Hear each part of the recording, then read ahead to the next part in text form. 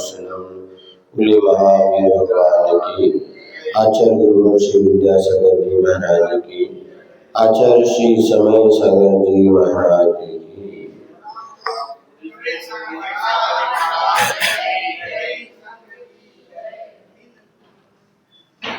तीन भुवन में सार भीतराग में ज्ञानता, शिव स्वरूप शिव का नमः प्रयोग समाधि के।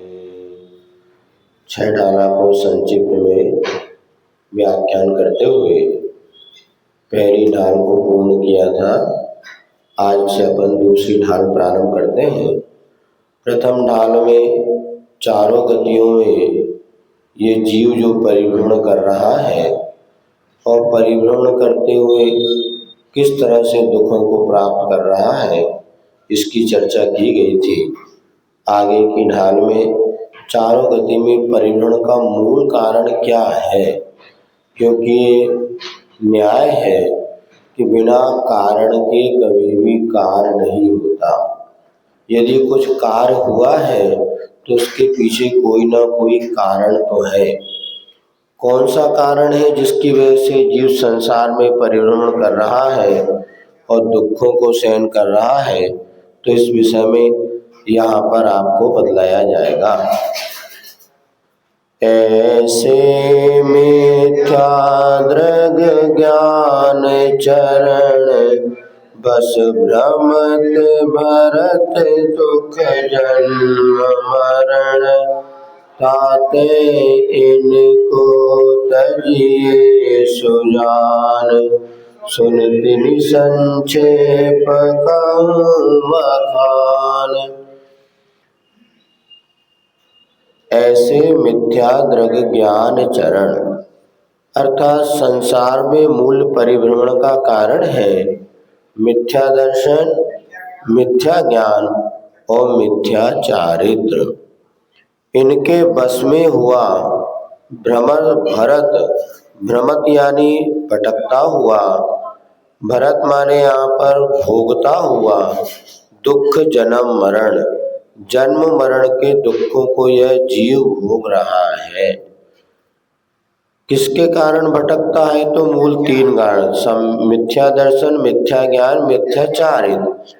जैसे संसार के दुखों से छूटने का उपाय क्या है, जब ये पूछा गया तो उमा स्वामी महाराज ने कहा सम्यक दर्शन ज्ञान चारित्राणि मोक्ष मार्गा।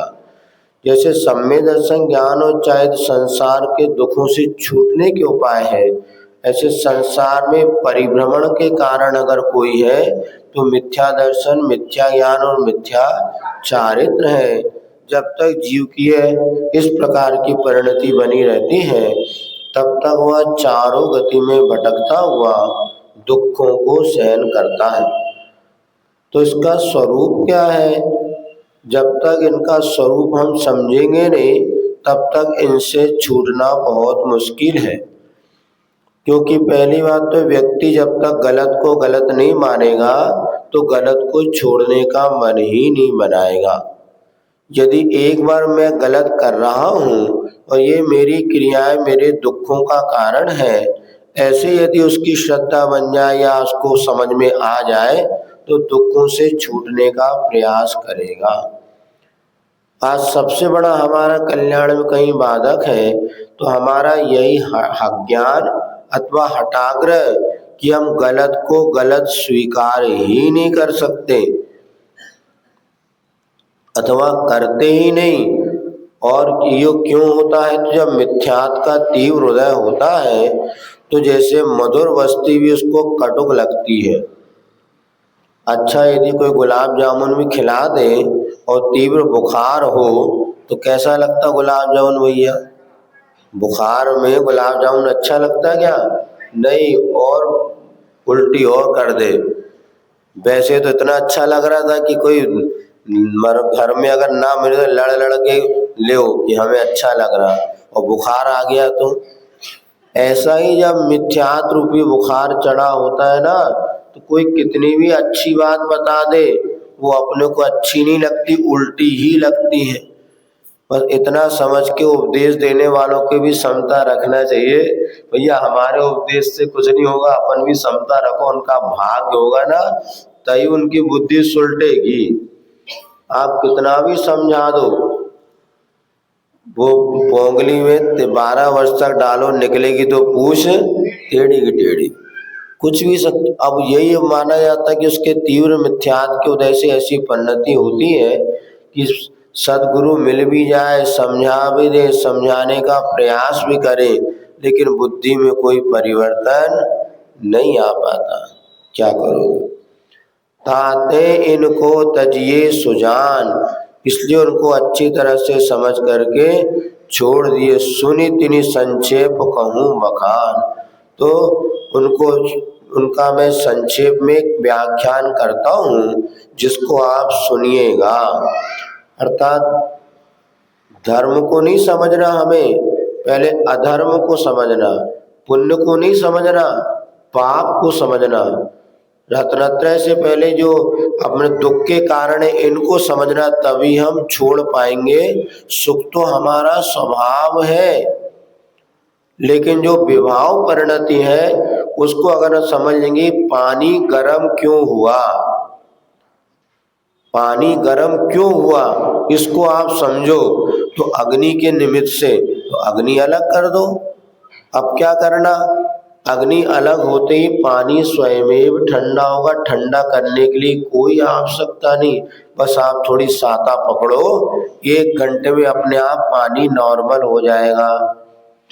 इसी प्रकार दुख के निमित्त को हटा दो, अपने आप जीवन सुखी बनेगा। सुख तो हमारे भीतर ही है, अपनी ज्यादा दुख के निमित्त जोड़ते चले जाते हैं। कहते महाराज कौन से कर्म का उदय है, हम दुखी क्यों हैं? अब दुखी क्यों है? दुख दूर करने का तो उपाय चाहते हैं कि दुख आए ही ना, ऐसा उपाय करो ना। समझ नहीं रहे हैं? पेट गड़बड़ हो गया तो पेट गड़बड़ क्यों हुआ ये सोचो, नहीं दवाई दे दो। दवाई से पेट ठीक नहीं होगा। पेट तो आप जो गड़बड़ चढ़ो उसको खाना बंद कर दो, अपने आप पेट ठीक हो जाता है। पेट को लंघन, पेट के लिए सबसे बढ़िया उपाय क्या है? खाना नहीं खाना तो नहीं खा, नहीं थोड़ा सा तो खा लो, ये खा लो वो खा लो, कुछ तो खा लो, कुछ नहीं खाना। सबसे बढ़िया 100 रोगों की एक दवा है।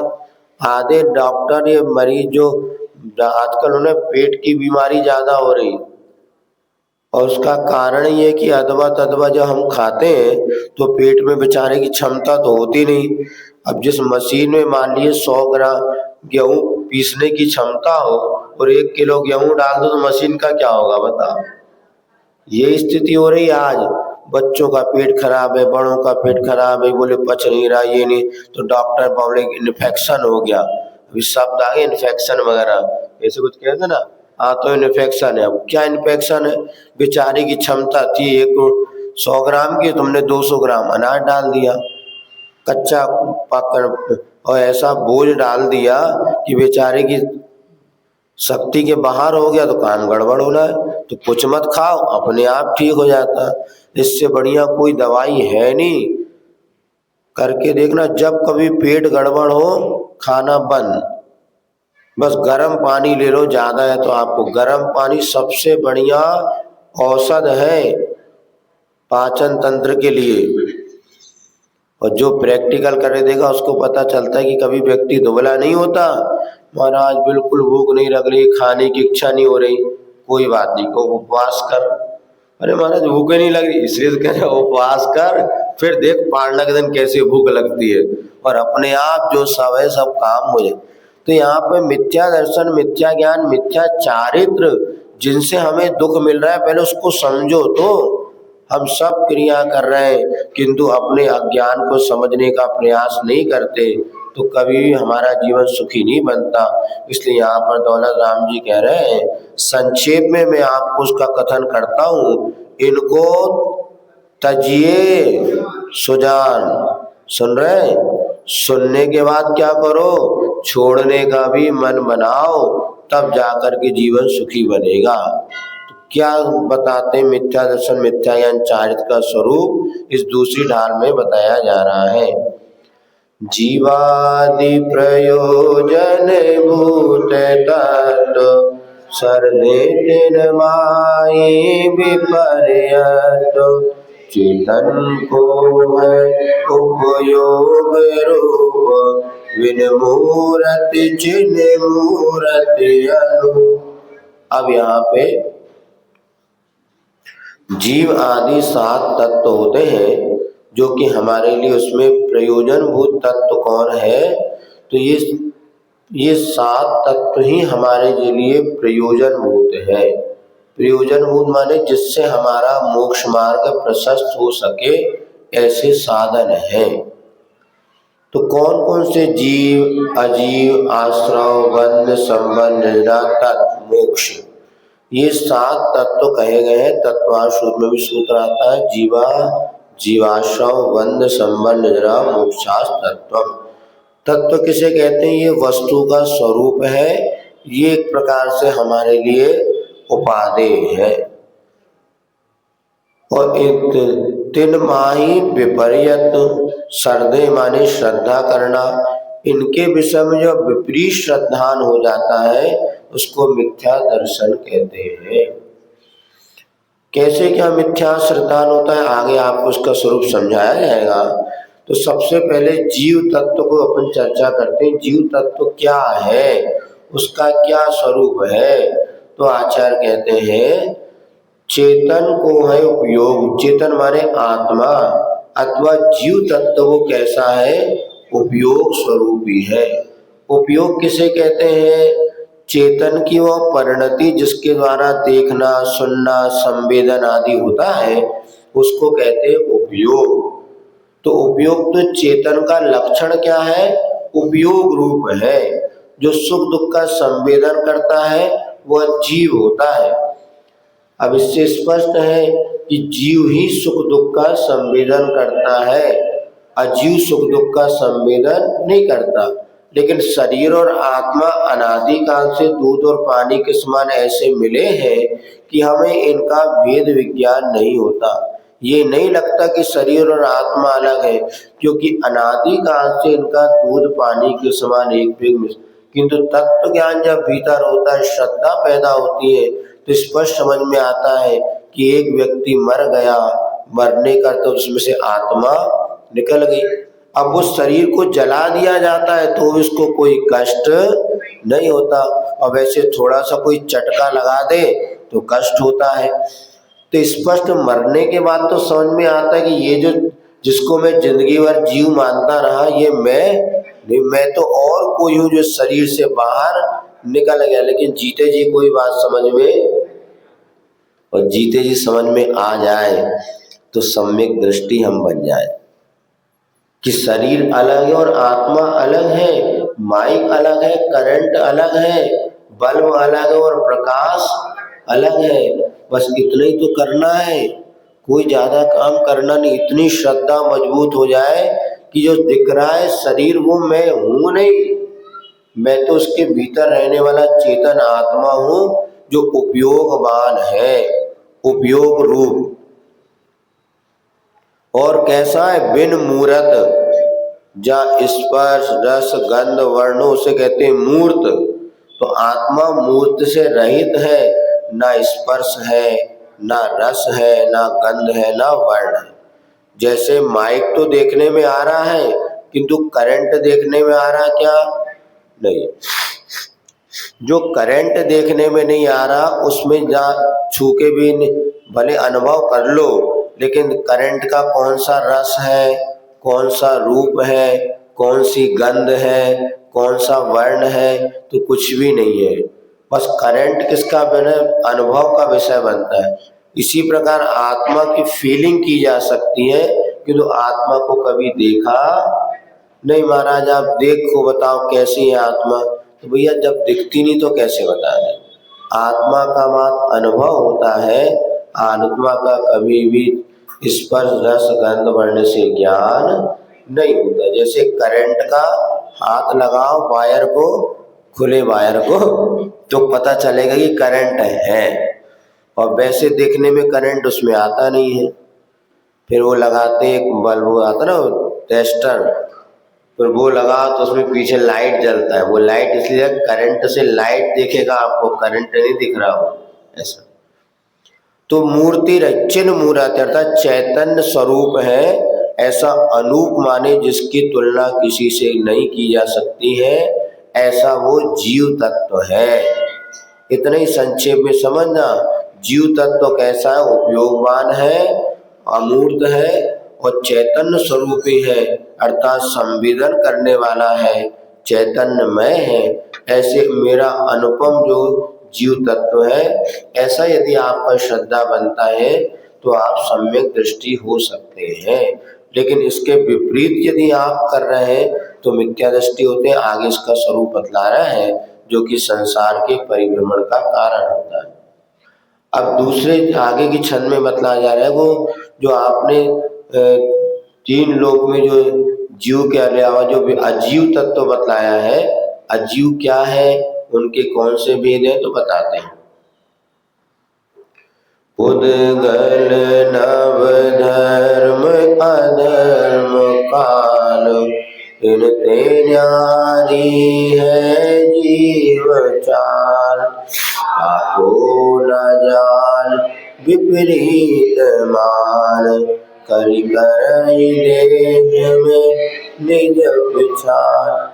अब जीव तत्व को समझ लिया तो अजीव तत्व क्या है पहले ये और समझ लेते हैं। तो पुद्गल है, आकाश है, धर्म है, अधर्म और काल, ये जो पांच द्रव्य बताए गए, 6 द्रव्य है उसमें एक जीव द्रव्य भी है।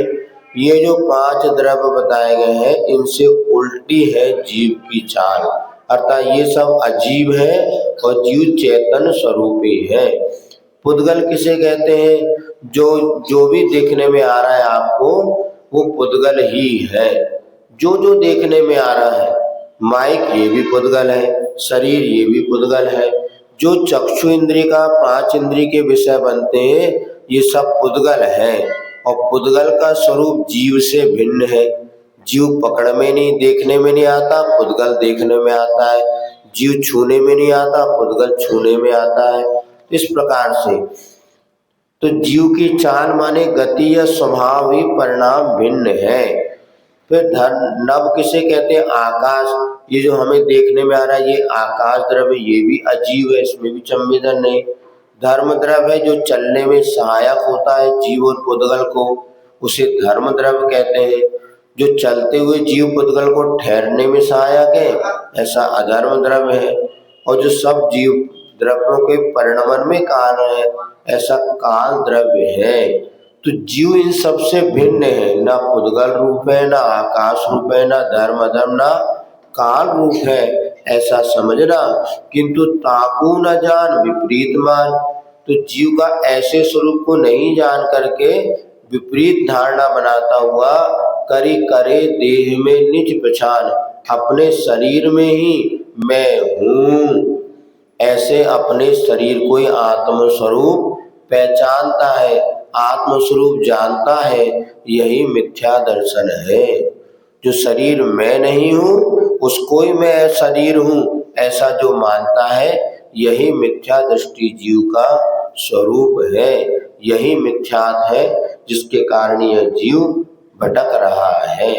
तो क्या करना, पहली पक्की धारणा बनाना, मैं शरीर नहीं हूँ, मैं शरीर नहीं हूँ। कुछ भी हो जाए तो मैं शरीर नहीं हूँ। तो शरीर नहीं तो फिर मैं कौन हूँ, मैं चैतन्य स्वरूपी आत्मा हूँ, चैतन्य स्वरूप हूँ हम, मैं चैतन्य स्वरूपी आत्म तत्व हूँ। इतनी सी धारणा बनाना है।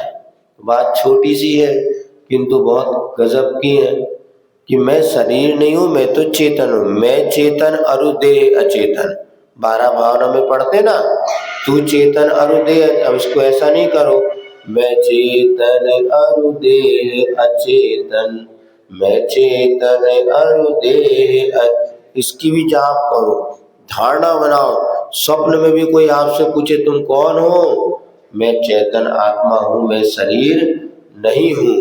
ये धारणा पक्की बनी तो सम्यक दर्शन होने में वक्त लगने वाला नहीं। तो अभी श्रद्धा तो बनाओ, पहले श्रद्धा बने तो बाद में आचरण में उतरे। आज हमारी श्रद्धा ही मजबूत नहीं है और शरीर को ही हम आत्मा मानते, तो शरीर के दुख सुख में ही अपना परिणमन होता रहता है। आई बात समझ में? तो मैं कौन हूँ? जीव हूँ। जीव कैसा है? चैतन्य स्वरूपी है, उपयोग लक्षण वाला है, अमूर्त है, ये जीव का। फिर पुद्गल कैसा है? पुद्गल जड़ है, सुख दुख का संवेदन करने वाला नहीं है और स्पर्श गंध वर्ण वाला मूर्तिक है और वह चेतन स्वरूपी नहीं है, तो वो शरीर है या पुद्गल है। तो शरीर जो है वो मैं नहीं हूँ, किंतु शरीर तो मुझसे भिन्न है। मरने के बाद तो इस पर समझ में आ गया, तो जीते जी समझ लो कि मैं अलग हूँ। तो इसी का नाम सम्य दर्शन कोई हुआ नहीं है। आज तक जब हम शरीर को मैं आत्मा मान रहे हैं, उसको छोड़ दो। इतनी सी मान्यता सब छूट जाएगी तो बड़े से बड़े संकटों में भी आप घबराएंगे नहीं। भैया ये तो पुद्गल का परिणाम, मैं तो जीव हूँ, मेरा कुछ हित होने वाला नहीं। थोड़े देर के लिए राग द्वेष की परिणति होगी, लेकिन तत्व श्रद्धान पक्का होने से बड़े बड़े मुनिराज तो हुए ही, जिन्होंने कि अपने इसी वेद विज्ञान के बल पर सिर पर लोहे सिगड़ी जल रही है, लेकिन वो अपने आत्म ध्यान में लीन रहे। अथवा श्रावक की भूमिका में भी ऐसे भी श्रावक है जिन्होंने जीवन में अनेक कष्टों को सहन किया, किंतु ये शरीर मुझसे भिन्न है, ऐसा तत्व ज्ञान के माध्यम से उनको दुख की अनुभूति नहीं हुई। दुख होना और दुख की अनुभूति होना दोनों में अंतर है कि नहीं? कष्ट आना और कष्ट की अनुभूति होना, मच्छर काटे और मच्छर काटने की अनुभूति होना, दोनों एक है कि अलग अलग है? कई बार मच्छर काटने के बाद भी जब आप दूसरे काम में लगे रहते ना, तो मच्छर ने काटा अनुभव नहीं होता, बाद में जब ददरा पड़ गया, अरे जी कहाँ से पड़ गया। कई बार ऐसा होता ना, जब अपन अभी काम में लगे या कोई आप दूसरी बातों में लगे, खाने पीने में लगे, मोबाइल चलाने में लगे, उस समय मच्छर काट भी जाए ना तो अनुभव नहीं होती, क्योंकि आपका उपयोग डाइवर्ट है। इसी प्रकार जब चेतन तत्व को उपयोग चला जाता तो वे साधक बड़े बड़े कष्टों को हंसते हंसते, लगता ही नहीं उनको कोई कष्ट हुआ। वो हमें हो जाए तो अभी रोना गाना मच जाए, उनको इतना हो गया तो क्यों नहीं? क्योंकि उन्होंने जीव तत्व के यथार्थ स्वरूप को जान लिया। ये पुद्गल का परिणमन है, इसके नष्ट होने से मैं नष्ट होने वाला नहीं हूँ। शरीर छूट भी जाएगा तो मैं थोड़ी ना मरता हूँ। ऐसी श्रद्धा जब पक्की हो जाती है तो ये समझना, इसको कहते हैं जीव और पुद्गल के भेद विज्ञान। और ये भेद विज्ञान करे करे देह में निज विछान। मैं कहाँ पर हूँ? देह में हूँ, किंतु देह मैं नहीं हूँ। मैं माने इन और मैं माने आई, तो मैं शरीर के भीतर तो हूँ, किंतु मैं शरीर नहीं हूँ। मैं कहाँ पर हूँ? मैं कहाँ हूँ? शरीर के भीतर हूँ, किंतु मैं शरीर नहीं हूँ। इतनी धारणा बनाना। आगे और क्या होता है? पहले शरीर और आत्मा का भेद विज्ञान करो, इसको भिन्न भिन्न समझो। लेकिन ऐसा नहीं समझता हुआ व्यक्ति क्या करता है तो बताते हैं, मैं सुखी दुखी मैं रंग राग, मेरे धन गए गोधन प्रभाव, मैं सबल दीन रूप सुबल मूरत प्रवीण। अब देखिए, कर्म के उदय से साता वेदनी का उदय हो गया तो सुख लगने लगा, असाता वेदनी के उदय से दुख हो गया। तो ये सुख दुख किसकी परिणति है? कर्म के उदय से होने वाले परिणामों से। यद्यपि निश्चय से देखा जाए तो दोनों में भेद है, किंतु व्यवहार की अपेक्षा से जीव ही सुख दुखों को भोगता है। अब देखो, यहाँ पे दो प्रकार के दृष्टिकोण भी हमें समझना पड़ेगा, एक निश्चय और दूसरा व्यवहार। निश्चय वो होता है जो कि जीव और पुद्गल को अलग अलग मानता है, व्यवहार वो होता है जो जीव और पुद्गल को एक मानता है।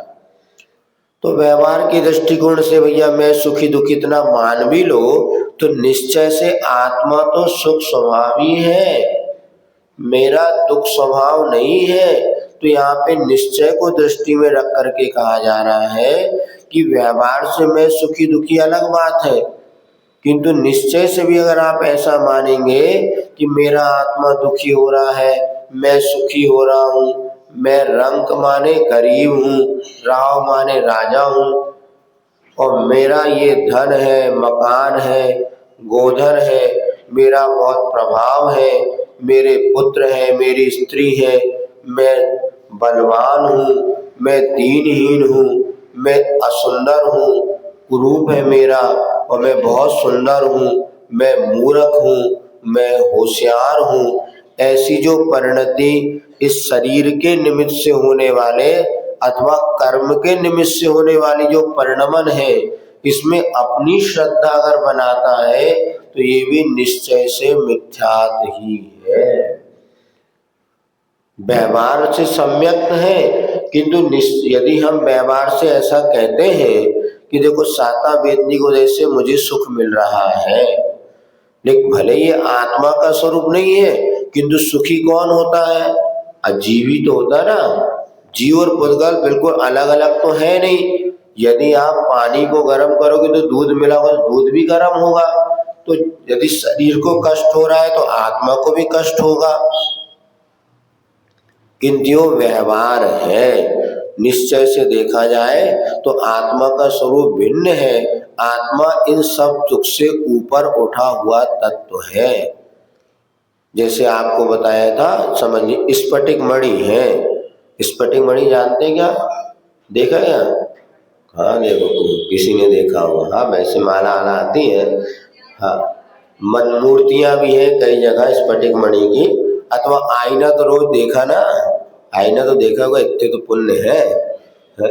अब आईना के सामने आप खड़े हो गए, और जैसे आईना के सामने आप खड़े हो गए तो आईना में जो आपका शरीर का फोटो बनी है वो आप है कि आप उससे अलग है? बोलो जल्दी से। जो आईने में जो आपका चित्र झलक रहा है वो वास्तव में आप है कि अलग है? आप बोल नहीं रहे। अलग हो ना। लेकिन जैसे आईने के सामने खड़े हो तो आईना में पूरे आप दिखने लगे, और आप जैसे आईने के सामने से अलग हो गए तो वो भी चला गया। तो निश्चय से आईने में अब आईने में आपने जो अपना चित्र देखा, किसी ने पूछा ये कौन है, तो क्या बताओगे? नहीं, मैं हूं। आपका जो नाम है बताएंगे ये फलाने चंद जी है। तो ये जो आपका बिंब उसमें पड़ा, ये वास्तव में बिंब मात्र है, आप नहीं। आप तो बाहर खड़े थे। तो निश्चय से आपको पता है कि बिंब अलग है और मैं अलग हूं। लेकिन व्यवहार से आप ये कहेंगे कि मेरा बिंब है, ये गलत नहीं है। तो व्यवहार की दृष्टिकोण से हम भले सुखी दुखी हो रहे लग रहा है, निश्चय से जैसे वो बिंब मैं नहीं हूं, है तो मेरा बिंब। किंतु उस समय मुझे यदि बिंब को कोई सुई लगाएगा, बिंब को मच्छर काटेगा, उसको तकलीफ होगी क्या? और आपको काटेगा तो? अब इतना भेद विज्ञान तो आप करें कि ये बिंब मैं नहीं हूं, किंतु मैं तो ये बाहर खड़ा हूं, ये तो मेरी फोटो मात्र इसमें आईने में आई है। तो आईने को सुख दुख का संवेदन नहीं, लेकिन आपको सुख दुख का संवेदन है। इसी प्रकार निश्चय से मानो कि आत्मा में सुख दुख, सुख आत्मा तो सुख स्वभावी है, किंतु जो भी सुख दुख हो रहा है ये सब कर्म के उदय से शरीर आश्रित है। निश्चय से तो जैसे आईने के सामने से आप अलग हो गए, आईना कोरा हो गया। इसी प्रकार आत्मा जैसे शरीर से निकल गई तो आत्मा तो कोरी शुद्ध है। ये शरीर संबंधी परिणमन था तो ये जीव के निमित्त से हुआ, क्योंकि जीव ने पुण्य पाप का बंध किया, पुण्य पाप को जैसे परिणति हुई। लेकिन यहाँ पर इस परिणमन में भी निश्चय से देखा जाए तो जैसे आईना के सामने से व्यक्ति अलग हो गया, उसी प्रकार मेरी आत्मा अलग हो जाए कर्मों से, तो मेरा ये स्वभाव नहीं है। व्यक्ति दुखी हुआ, जैसे मान लीजिए आपको अभी बड़ा गर्मी है, पंखे की हवा लगने लगी या ठंडी ठंडी हवा चलने लगी, सुख हुआ। तो ये क्यों हुआ? तो आचार्य कहते हैं साता वेदनी के उदय से आपको ये परिणति बनी। आत्मा का क्या है? आत्मा तो सुख स्वभाव वाला ही था, किंतु वो जैसे अग्नि का संयोग हो जाता है ना, लोहा होता है, लोहा को जब गर्म करते हैं तो उसमें अग्नि कहाँ चली जाती है? पूरे लोहे के भीतर। और जब लोहे को पीटते हैं तो अग्नि पिटती कि नहीं पिटती? पिटती है। तो वास्तव में अग्नि थोड़ी देर में चली जाए तो लोहा तो फिर सो का सोए। तो जैसे लोहा अग्नि के संयोग से पिट जाता है, ऐसे आत्मा भी कर्मों के संयोग से पिट रही है। आ रही नहीं आ रही समझ में बात? तो आत्मा दुखी नहीं है, आत्मा तो सुखी स्वभाव वाली है। कर्म का संयोग से अग्नि के कारण लोहा पिटता है, उसी प्रकार हम कर्म के संयोग से हमारा जीव पिट रहा है, हम दुखी है। जो कर्म का संयोग हो गया, कर्म की मार हो रही। अब जैसे अग्नि को अलग कर देंगे, थोड़ी देर में लोहा ठंडा हो जाएगा, फिर उसको कोई पीटने वाला। ऐसे जो हमारे, तो मैं अगर सुखी हूं तो कर्म की वजह से मेरा स्वभाव नहीं है, दुखी है तो वे कर्म की वजह से। असाता वेदनी कर्म का उदय आया, इसलिए शरीर के निमित्त से मैं दुखी हो रहा हूं, लेकिन दुख मेरी आत्मा का स्वभाव नहीं। मैं रंक हूं, मैं गरीब हो गया। अरे भैया, पूर्व में तुमने दान पुण्य नहीं किया था तो पुण्य का पाप का बंद हुआ और आज तुम्हारे पास संपत्ति नहीं मिली। जितने लोग आज भिखारी गरीब है ना, ये अनादिकाल के भिखारी नहीं है, ये पूर्व में तो अच्छे सेठ थे, करोड़पति सेठ थे, लखपति अरबपति थे, किंतु पंचेंद्र के विषय भोग में तो खूब खर्चा कमा किया। मतलब यदि बच्चे की शादी हो रही थी ना, एक बच्चे के बर्थडे मनाने के लिए 10 लाख रुपया खर्चा किया। वही महावीर जयंती की बात आई तो 20 रुपए का चंदा देने के लिए उन्होंने कह दिया भैया अभी दुकान नहीं चल रही, फिर कभी आना। महावीर जयंती में लोग पार्टी चंदा करने के लिए, आप भैया महावीर जयंती में अपने को सबका मैत्री भोज रखना है या क्षमा वाणी में, आप तो बड़े सेठ है, 2,000 चंदा दे। तो बोले भैया यार इस बार दुकान चली नहीं। और बच्चे का जन्मदिन आ गया तो 10,000 रुपये होटल में पार्टी देके खर्चा कर दिया। ये लोग बनते हैं भिखारी, ये लोग बनते हैं दीन। अपना खर्चा करना हो विषय भोग के लिए दिल खोल के करते हैं, और धर्म दान पुण्य की बात आ जाए तो भैया सोचते हैं अभी है कि नहीं, घर में देखते हैं। जिनके पास था सत्कार नहीं किया, अब अगले भाव में 2 रोटी के लिए मोहताज हो जाए। तो गरीब क्यों बना? मेरा स्वभाव नहीं है। ये तो दरिद्रता ऐसे नाम कर, हमें अब कभी गरीबों को देख के दया नहीं आती। सुनो, पहले बहुत दया आती थी, अब ये गरीबों देख के, अब जब से तत्व ज्ञान हो गया, अरे हम ये फूटी किस्मत वाले, इन्होंने अपने धन का सदुपयोग, इसलिए आज ये दरिद्र बने।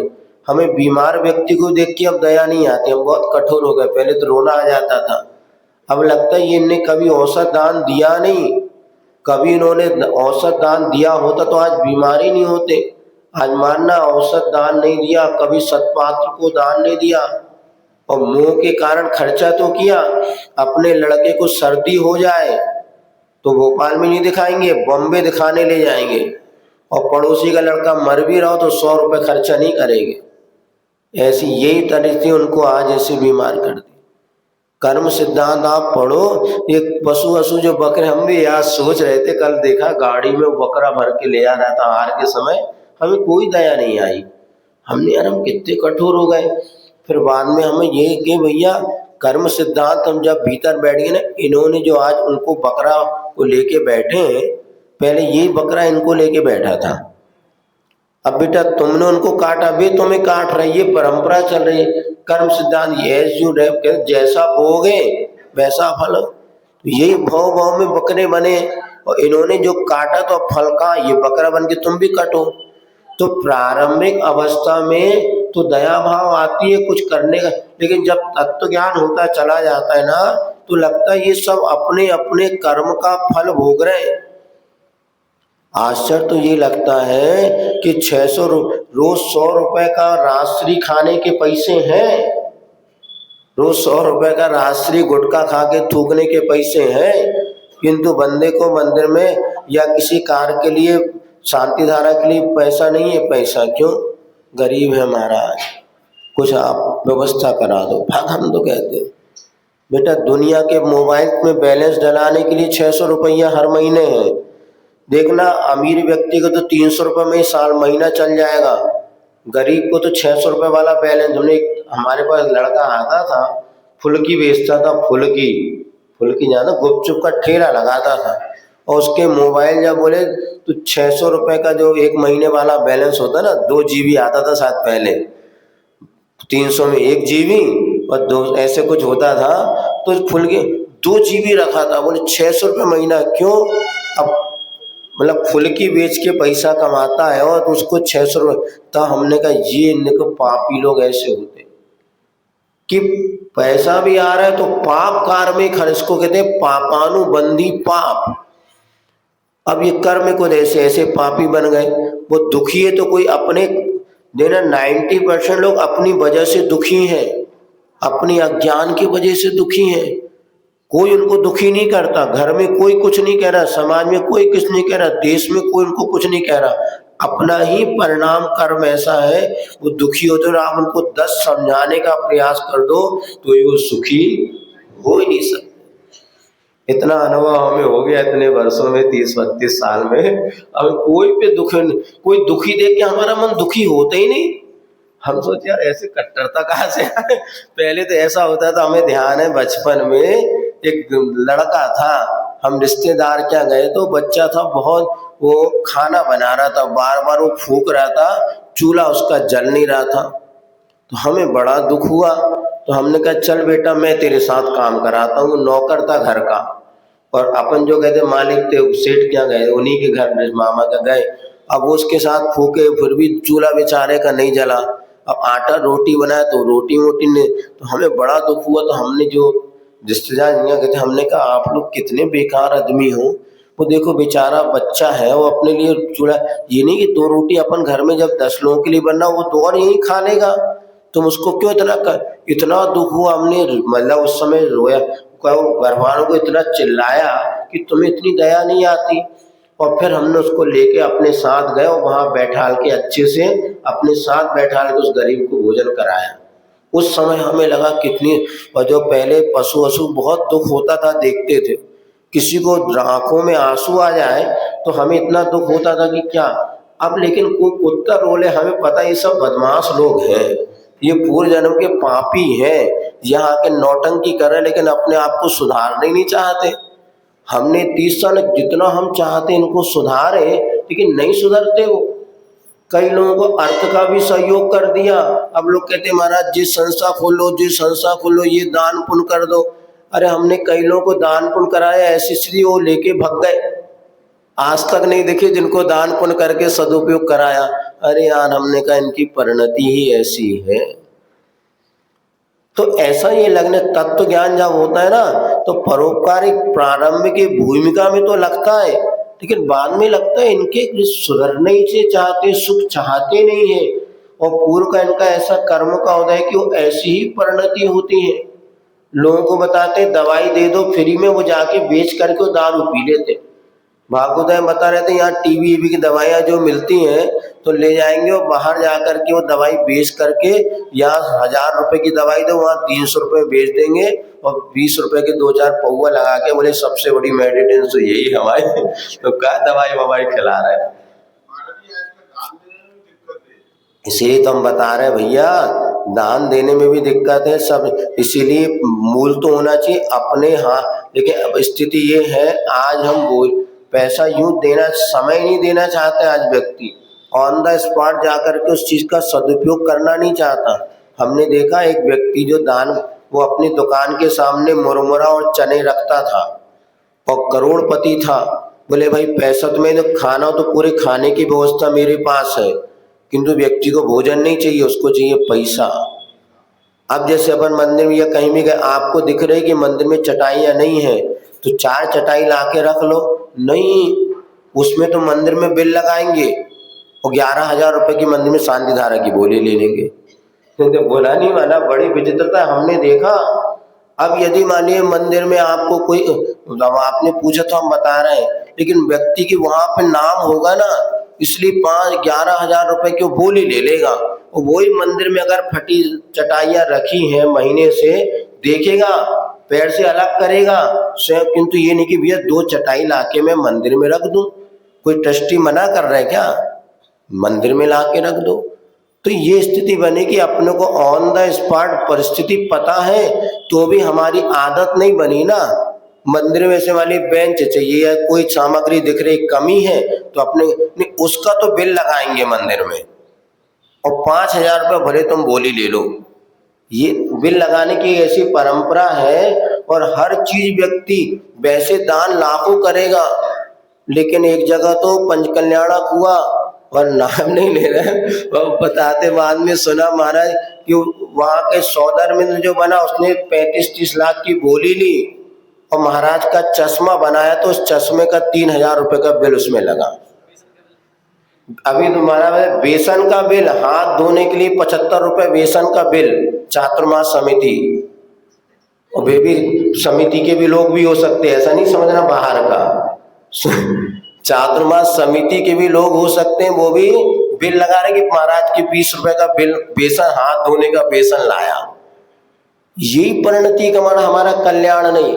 मतलब 20,000 की बोली ले रहा है पट्टा, किंतु अगर 50 रुपए का बेसन का लाते, भैया हमें बिल दो, और बिल कमेटी में लगाया जा रहा। अब ये परिणति का लिस्ट खोली जाए ना तो बहुत विचित्र है भैया। अपन की सोच के आश्चर्य। एक जगह हम गए तो फोटो कॉपी कराने के लिए एक बच्चे को दिया, और फोटो कॉपी उसने क्या करा, एक पेज में 10 भजन लिखे थे, 10-20 भजन थे आगे पीछे, ये 16 भजन थे उस पेज में। अब उसने क्या किया, 16 पेज के भजन को कॉपी कराते दोनों तरफ, 2-4 कॉपी कराना था। उसने उसको पहले एनलार्ज किया, एक एक भजन की एक एक कॉपी हुई, तो 16 का भजन हो गया, 16 पेज, और 16 पेज की 10-10 कराया तो कितने हो गए, 160 करीब हो गए। अब इतने पेज हमारा ये भजन, अरे हमने कहा बेटा तुझे इतना कहा ही नहीं था हमने। फिर बाद में पता चला कि उसने इतना करा के पूरे उसकी भजन वो पेमेंट कि महाराज जी के लिए फोटो कार्य भी कराई, इसको 200-300 रुपये बिल लगाया। हर गजब हो गया यार। एक भैया वृत्ति करने एक व्यक्ति आया तो तेल की शीशी, हम बड़े खुश थे यार, मंत्री जी का लड़का है, तेल लाया, गर्मी का समय लाया, तेल लगाया, पता चला कि वो 160 रुपए की तेल की शीशी का बिल उसने अपने मंत्री में लगाया। हम लोग करना भी चाहते हैं, ये नहीं कर पाते। यदि अपनी बहू जी को, बहू रानी को अगर इंदौर छोड़ने जाना हो, बिटिया का तो अपनी गाड़ी जाएगी, और महाराज जी को अगर लेने जाना है तो मंदिर की टैक्सी जाएगी और बिल लगेगा। है कि नहीं समाज की दशा। अपना लड़का अगर मान लीजिए एरोप्लेन से दिल्ली से भोपाल आ गया, इंदौर, अब इंदौर से अगर भोपाल उस बच्चे को लेने जाना हो तो अपनी गाड़ी अकेली खाली जाएगी और खाली लड़के को लेके आएगी, और उसका कोई बिल नहीं बनेगा।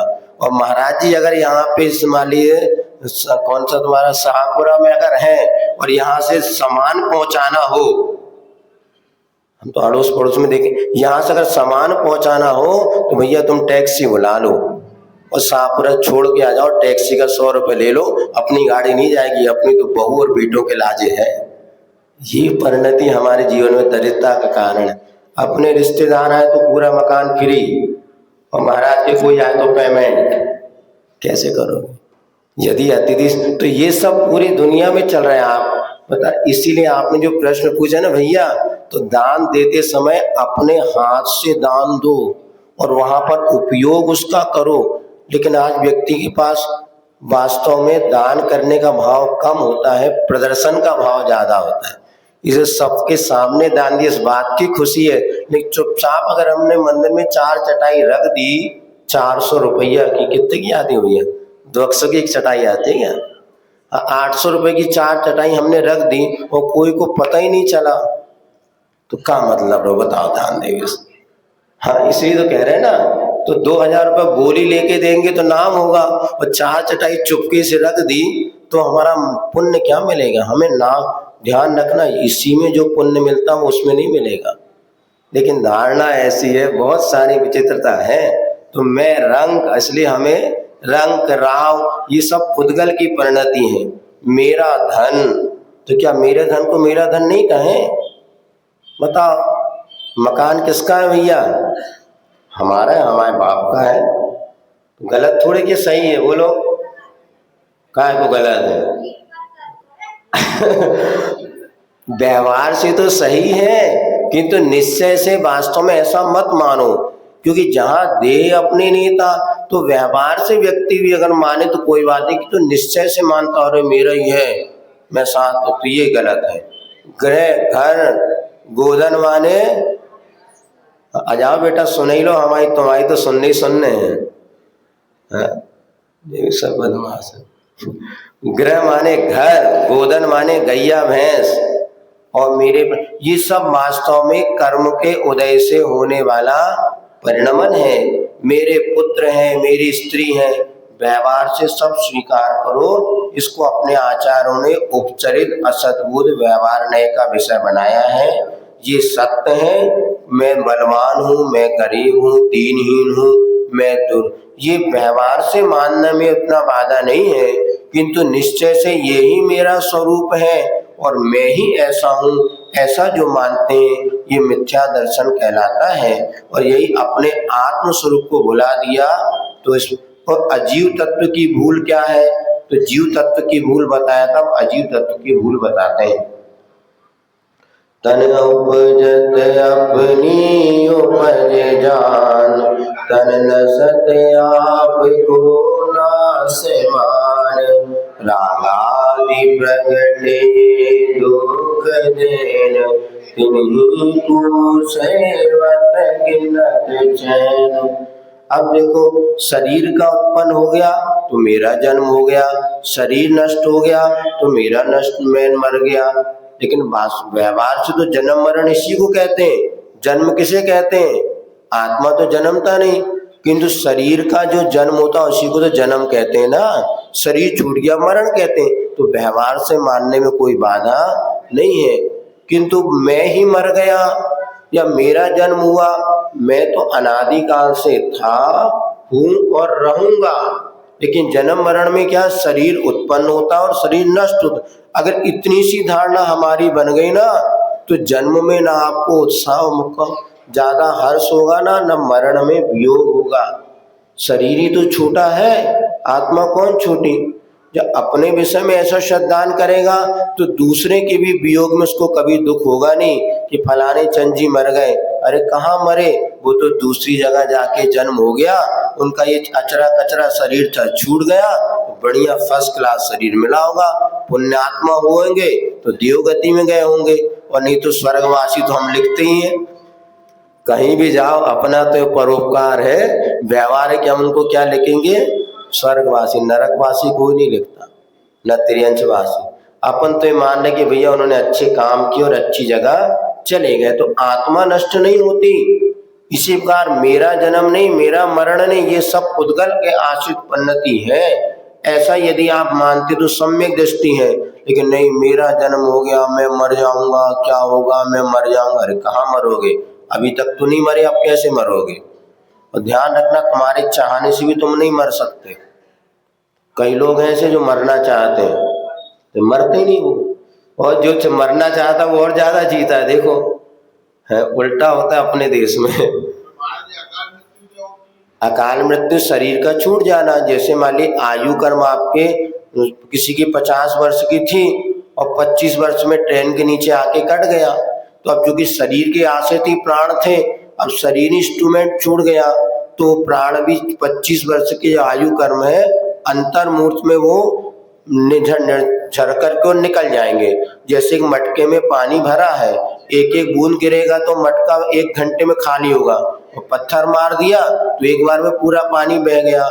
ऐसे हमारे आयु कर्म के निषेक होते हैं, वो एक साथ पूरे झड़ जाते हैं। आत्मा भटकता नहीं है, फिर तुरंत नई आयु भी बांध लेता और दूसरी गति में चले आएगा, क्योंकि हमारा आयु कर्म हमारे शरीर के ऊपर आश्रित है। एकमात्र ये अकायु कर्म ऐसा जिसको फल भोगना ही पड़ता है, और ये शरीर के आश्रित है। शरीर नष्ट हो गया, बल वो आपको चल रहा है, अभी जल रहा नहीं जल रहा, अब इसको फोड़ दो तो क्या होगा, बुझ जाएगा प्रकाश। नहीं, करंट तो अभी है नहीं, तो करंट में पुनः दूसरा बल्ब लगा दो फिर जलने लगेगा। ऐसे शरीर को पुनः छूटेगा, दूसरा शरीर फिर मिल जाता है, तो दूसरा शरीर मिल गया तो फिर वो आत्मा जीवित हो गया। तो आत्मा थोड़ी ना मरा। हाँ, ये क्या होता है, ये जैसे अपने ये व्यंतर देव आदि होते हैं, गौड़ बाबा वगैरह कुछ नहीं। से हमारे तुम्हारे खानदान में मान लीजिए कोई दादाजी थे, अब वो मर गए और मरने के बाद व्यंतर बन गए। तो व्यंतर आदि बनने के बाद पहले, अब तो ये नहीं होता, पहले जब गांव देहात में लोग रहे खेती किसानी, कोई बीमार हो गए तो बब्बा के पास चलो, यही अपने बब्बा जो मर के होते चले गए। अब उनको तुम्हारी पूर्व रिश्तेदार हमारो नाती है अभी होता ना बब्बा लोगों के, मतलब मूलधन से ज्यादा ब्याज प्यारा होता है। तो लड़के से प्रेम से नाती से प्रेम, उसके नाती से और ज्यादा प्रेम है। अब ये मर गए, बेंतर बन गए, अब वो आकर के कोई तकलीफ हुई तो कभी उन्होंने शापानुग्रह शक्ति होती है कर दिया, तो एक आध बार फिर पूरी खानदान में भैया ऐसा होता है। लेकिन ये इसमें ये मिथ्यात्व है, भय आशा आदि से कुछ नहीं होता इनमें। और कोई अब वो भी गाँव मर गए हों, वे बब्बा भी मर गए, बेंतर देव की उम्र कितनी होती कोई भरोसा नहीं। तो ये सब एक मान्यता चली आती अज्ञान पूर्वक, कुछ नहीं होता। हमने कहा था जिसको कोई ये सारे बब्बा बब्बा कोई परेशान कर रहे हो तो आप हमारे पास आओ और हम सारा आपको विधिवत बता देंगे, उनको छुड़ा दो। एक अभी जब हम चंदन नगर में थे, उन्होंने पूछा कि महाराज एक ज्योतिषी के पास वो पहुंचे, उन्होंने कहा तुमने किसी को गुरु बनाया कि नहीं बनाया? बोले गुरु नहीं बनाया तो जाओ, मैं तुम्हें कुछ नहीं कर सकता। क्योंकि वैष्णव दर्शन के अनुसार गुरु बनाते हैं, गुरु मंत्र मिलता है और तब वो उनके, तो जिसका गुरु बलवान होता है उसके सामने भूत व्यंतर कोई देवता कोई कार्यकारी नहीं होते। और अपना तो पुण्य, अपने को बीतरागी देव गुरु शास्त्र मिले, इनको अच्छे से गुरु बनाओ, श्रद्धा महाराज हम आपको छोड़ के अब कहीं नहीं भटकेंगे, कुछ नहीं होगा। हमने तो वहाँ कहा था, कई परिवार वहाँ पर आए थे, 10 परिवार, और सब आकर के ये हमारे पास महाराज आपको हम गुरु में ये मंत्र दिया और उनको समझा दिया, आप कोई चिंता नहीं करना, एक श्रीफल चढ़ा के कह देना आज से हमने छोड़ा, हमें सच्चे देव साथ कुछ नहीं होता। नहीं, धारणा उधर कि पेट दुख रहा तो बोले बब्बा के पास चलो, जे हो गया तो उधर चलो, मोड़ा नहीं वो दे हो गया, दुकान नहीं चली। अब ये धारणा अनादि से बनी आ रही है, तुम ना पिछान्य हो आन्य मानना देव, आज भी हम नहीं छोड़ पा रहे क्योंकि हमें श्रद्धा नहीं ना अपने गुरुओं पर। हमें तो श्रद्धा दुनियादारी पे, जिनवाणी पे श्रद्धा नहीं है, भगवान के वचनों पे श्रद्धा नहीं है, तो क्या कर सकते, कितना कर सकते? जो प्रवचन में आया उसको समझा सकते, जो आए नहीं रहा उसको क्या कर सकते, उनका भाग्य ही नहीं है। इसलिए पुण्य बढ़ाओ कि कम से कम देव सा रागादि प्रकट ये दुख देन तिन्हीं को सेवक न चैन। राग द्वेष इस पर दुख देने वाले हैं, किंतु उन्हीं को हम सुख का कारण मान रहे हैं। यही वास्तव में अजीव और आश्रव तत्व के विपरीत विश्रद्धा अथवा हमारी भूल है। और जैसा योग बनेगा तो देखेंगे, आज इतना ही रखते चलिए।